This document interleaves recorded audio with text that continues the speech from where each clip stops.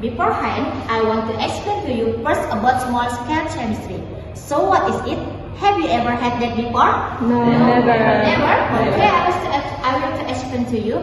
Small-scale chemistry is a method of teaching and researching what they use at school working with small quantities of chemical substance. For example, it is used milligrams instead of grams. Uses special equipment like micropipettes and microplates, those made of plastic like this. Yeah, this is micropipettes.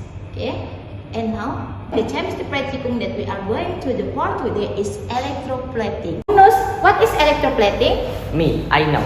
Electroplating is a process of coating metal with another metal with the help of an electric current, so that the quality of the coating metal can also be known. Okay, good. So the basic competencies of our experiment are: the first, analyzing the electroplating process. What is the tools or equipment that we need in this experiment? The tools and equipment that we will use are copper sulfate solution in a cup. Next, we have 9-volt battery. These are 2 cables and alligator clips. This is a metal coin that we will coat. And the last, copper chips.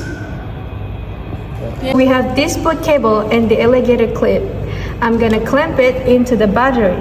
For the green cable, I'm gonna clamp it into the positive side.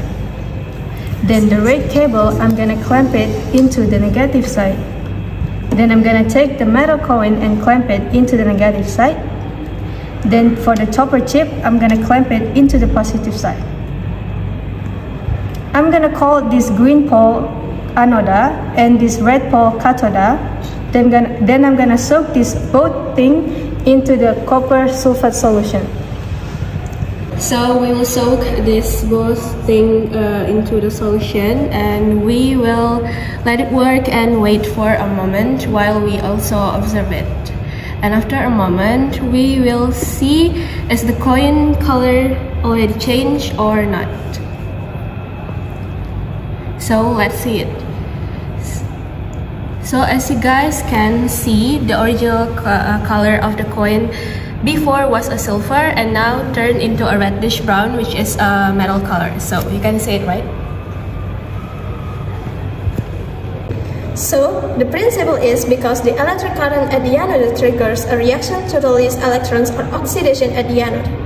The released electrons then flow towards the cathode or the coin, which will be coated by copper. When these electrons reach the cathode, the CO2 plus ions present in the solution will gather and binds the electrons from the electric current. The CO2 plus ion that binds the electrons from the electric current change is formed from a solution to a solid. And this CO solid that was sticks and coated the metal coin. The process will all repeat like that until the entire surface of the coin is coated with copper. So, let's reset the coin. Here, as you can see, now the coin is fully covered and totally changed. The conclusion of our practicum is that corrosion is a major problem that can reduce the quality of a product, especially those made of metal. One of the efforts made to anticipate this is by electroplating. It is an electrochemical metal coating process that aims to provide the protection better than metal. Alright, that's all for our experiment about the electroplating today. Learning chemistry is fun, isn't it? Yeah.